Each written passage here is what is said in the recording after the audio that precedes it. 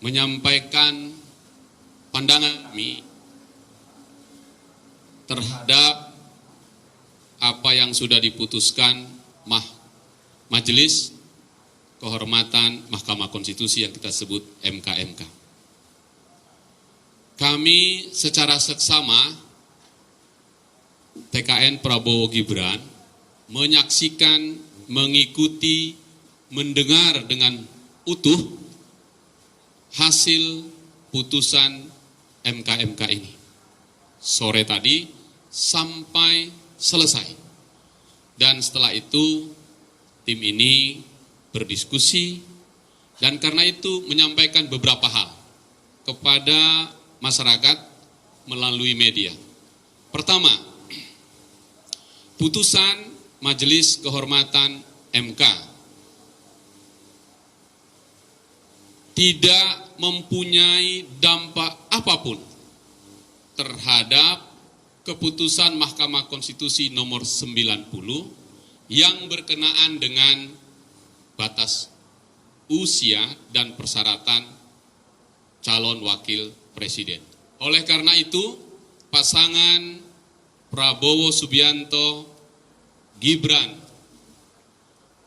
mendaftar ke KPU secara penuh dan mengikuti proses itu untuk kemudian KPU mengambil keputusan menjadi pasangan yang sah. Karena itu kami beritahukan kepada seluruh masyarakat Indonesia, tidak ada yang ragu sedikit pun bahwa pasangan ini berlayar dengan baik. Kedua, sehubungan dengan adanya perkara nomor 141 yang didaftarkan beberapa hari lalu di Mahkamah Konstitusi. Apapun hasilnya, tidak akan mempengaruhi proses pencalonan Prabowo Gibran, karena perkara ini berkenaan dengan hal yang lain yang akan berlaku untuk tahun 2029. Dengan demikian, tidak ada lagi keraguan apapun di masyarakat tentang pasangan calon ini. Yang ketiga, oleh karena terkait dengan temuan MKMK, telah terjadi pembocoran informasi rapat permusyawaratan hakim MK, karena itu adalah ranah pidana. Kami meminta aparat penegak hukum untuk menindaklanjutinya dan menemukan pelakunya, karena MKMK menemukan peristiwanya pembocoran itu. Dan karena itu kita meminta agar aparat penegak hukum untuk mengambil sikap dan menemukan pelakunya. Karena itu Bapak Ibu sekalian, teman-teman, tim kita memastikan bahwa proses pencalonan Prabowo Subianto dan Gibran berjalan dengan baik, tidak terpengaruh apapun oleh putusan Mahkamah Konstitusi. 3 poin yang kami sampaikan kepada masyarakat, dan untuk memastikan ini semua berjalan dengan baik. Kita menghormati keputusan MK yang baru saja diumumkan sore tadi. Terima kasih teman-teman. Saya kembalikan kepada Bung Albi Roman untuk memandukan. Tambah dikit Pak Adis. Ya, terima kasih. Assalamualaikum warahmatullahi wabarakatuh. Jadi momen ini kami sangat bersyukur dengan masih diakuinya calon presiden dan calon wakil presiden kami. Tidak ada upaya-upaya yang diisukan untuk menjegal calon yang kami usung. Bahkan besok pun ada gugatan terhadap usia, walaupun berbeda dengan gugatan nomor 90, tetapi masih juga diisukan untuk mengganggu calon presiden dan wakil presiden kami. Nah, dengan momen ini kami sangat bersyukur calon kami bisa melenggang untuk ditetapkan menjadi calon presiden dan wakil presiden, dan kami ingin mengusut tuntas pihak aparat penegak hukum, kepolisian khususnya, mengusut tuntas kenapa barang ini bisa sampai bocor.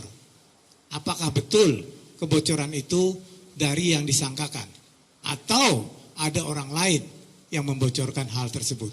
Ini aparat penegak hukum khususnya kepolisian, Mabes Polri harus mengusut tuntas ini. Iya. Kemudian dari mana info-info ini masuk, dari mana info-info ini bisa keluar, itu semua harus diusut tuntas oleh penegak hukum. Intinya bahwa hari ini sekali lagi kami bersukacita calon kami Bapak Prabowo Subianto dan Mas Gibran bisa tetap berlaga dalam Pilpres Februari 2024 yang akan datang. Sekian dari saya, terima kasih. Assalamualaikum warahmatullahi wabarakatuh. Sedikit tambahan Pak Suding. Iya, terima kasih Pak Habib.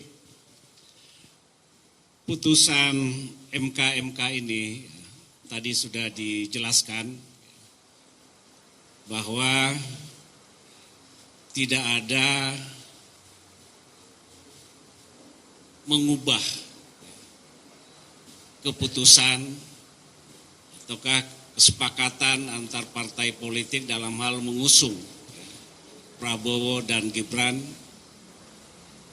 dalam pencapresan tahun 2024. Keputusan Majelis Kehormatan Mahkamah Konstitusi di awal sering saya katakan bahwa hanyalah sebatas untuk melakukan pemeriksaan terhadap pelanggaran etika, tapi tidak mengubah keputusan MK nomor 90, dan karenanya eksistensi pencapresan Prabowo dan Gibran tetap dilanjutkan, dan saya kira tidak ada alasan bagi pihak penyelenggara KPU untuk tidak menetapkan pasangan calon presiden dan wakil presiden Prabowo Subianto dan Gibran Rakabuming Raka. Tadi juga dijelaskan bahwa perlu memang, dan ini bukan pertama kali, tentang adanya kebocoran-kebocoran informasi terkait dengan putusan yang akan dikeluarkan oleh Mahkamah Konstitusi. Dan ini sangat penting ya bagi kami bahwa siapapun pelaku di balik kebocoran informasi terhadap putusan Mahkamah Konstitusi oleh aparat penegak hukum harus diusut ya. Karena ini ada suatu peristiwa pidana, dan dalam KUHP jelas pasal 112 dijelaskan bahwa barang siapa dengan sengaja mengumumkan surat-surat atau berita-berita atau keterangan-keterangan yang diketahuinya bahwa itu adalah merupakan rahasia untuk kepentingan negara dan dengan sengaja memberitahukan atau memberikannya kepada negara asing dan karenanya diancam pidana dengan penjara 7 tahun. Jadi ini ada suatu peristiwa pidana, dan saya kira aparat penegak hukum harus mengambil sikap dengan adanya peristiwa-peristiwa seperti itu. Dan untuk itu kami dari tim hukum ini akan mengawal tentang adanya peristiwa pidana ini dan meminta dan mendesak aparat penegak hukum untuk mengusut peristiwa ini. Saya kira ini penting saya sampaikan. Ya, sedikit Pak Supriyansa. Terima kasih Pak Habib. Sedikit saja saya tambahkan bahwa kami mengucapkan terima kasih kepada seluruh masyarakat Indonesia atas doa dan dukungannya, sehingga putusan MK yang barusan tadi keluar sama sekali tidak mengganggu pencalonan Bapak Prabowo dengan Mas Gibran untuk menjadi calon presiden dan wakil presiden Republik Indonesia pada pemilu 2024 nanti. Yang kedua, bahwa MK tadi telah menyampaikan secara lugas terkait dengan dugaan terjadinya pembocoran hasil RPH atau rapat permusyawaratan hakim, maka berdasarkan pasal 322 KUHP, saya menyampaikan di mana bunyinya kurang lebih begini: barang siapa dengan sengaja membuka rahasia yang wajib disimpannya karena jabatannya atau pencariannya, baik sekarang maupun terdahulu, diancam dengan pidana penjara 9 bulan. Ini artinya apa? Bahwa orang yang memegang yang namanya jabatan, maka hal-hal yang mengenai tentang sebuah kerahasiaan mesti dijaga baik-baik. Olehnya itu kami mendorong aparat penegak hukum, dalam hal ini kepolisian, untuk mencari siapa pelaku-pelakunya ini, agar ke depan tidak ada lagi kerahasiaan-kerahasiaan negara yang dibocorkan sebelum waktunya. Sekira itu, terima kasih. Saya kembalikan kepada Yang Mulia Bapak Dr. Habibur Rahman. Dikit Mas Budi Jondono. Jadi gini, rekan-rekan, saya sedikit menambahkan bahwa apa yang kita lihat di masyarakat tadi ya, banyak warga juga menghubungi saya bahwa masyarakat sebagian besar mensyukuri juga keputusan ini karena melihat substansinya. Substansinya yaitu adalah hukum kita, konstitusi kita tetap memberikan hak kepada kaum muda yang berprestasi untuk menempatkan wakilnya dalam kontestasi Pilpres ini, baik sebagai capres ataupun sebagai cawapres. Masyarakat melihatnya yang substansi-substansi seperti itu. Mungkin itu dari kita, dan silakan mungkin 3 pertanyaan saja ya. 3 pertanyaan dari rekan-rekan. Yuk.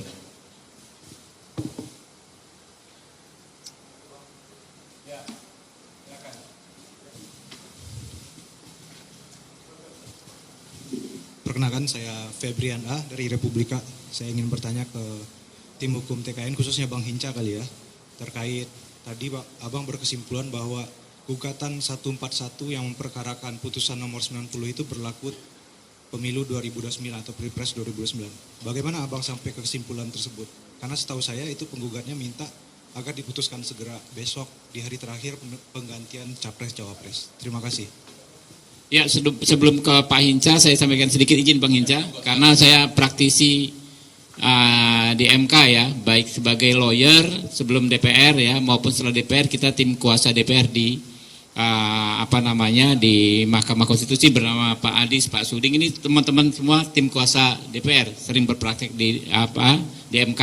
Jadi alur perkara secara normal di Mahkamah Konstitusi itu adalah yang besok itu baru pemeriksaan permulaan. Ya, diperiksa hal-hal terkait formalitas, pemohonnya memohonkan apa, tanda tangannya apakah ini benar orangnya dan lain sebagainya. Baru setelah itu diperiksa lagi, diputuskan oleh Mahkamah Konstitusi apakah bisa maju lanjut diperiksa. Setelah diperiksa baru nanti ada acara ya, rangkaian acara pemeriksaan di Mahkamah Konstitusi, di antaranya yang jelas ya, pemeriksaan keterangan DPR, pemeriksaan keterangan pemerintah, pemeriksaan keterangan dari pihak-pihak terkait. Nah, kalau pihak terkaitnya bisa banyak sekali ya, kayak kemarin di undang-undang yang nomor 90 itu kalau nggak salah sampai 14, atau yang waktu proporsional terbuka itu hampir 15 sampai 16 pihak terkait. Sehingga dengan penalaran yang wajar ya, kalau itu semua ditempuh ya, setidaknya bisa 5 atau 6 kali sidang, di mana 5 atau 6 kali sidang itu kan belum ada pemeriksaan ahli, ya, pemeriksaan saksi, ya, penyampaian kesimpulan. Jadi normalnya proses persidangan itu bisa minimal 1,5 bulan, bisa sampai 2 atau 3 bulan ke depan, ya. Sehingga proses tahapan pemilu itu kan sudah tanggal besok itu. Mungkin itu tambahan dari Bang Hinca, silakan. Iya, terima kasih Bung Habibur Rahman, karena tadi ditanyakan juga ke saya. Teman-teman, kalau tadi mengikuti pembacaan putusan itu juga disampaikan Pak Jimli, yang disampaikan juga. Selain tadi penjelasan dan dari Bung Habibur Rahman, kita ingin menyampaikan juga perkara 141 itu boleh dimajukan, boleh karena putusan yang kemarin. Jadi dia masih bisa dimajukan menurut Pak Jimli. Kita mengatakan bahwa jikalau itu mulai dibicarakan, tahap-tahapannya seperti yang disampaikan, sementara batas waktu untuk pendaftaran itu besok harus diselesaikan, tentu pertanyaan yang tadi disampaikan atau jawaban dari Pak Jimli tadi itu logis kalau putusannya akan datang karena ini sudah berjalan. Jadi normal saja nih, hanya pengetahuan umum saja.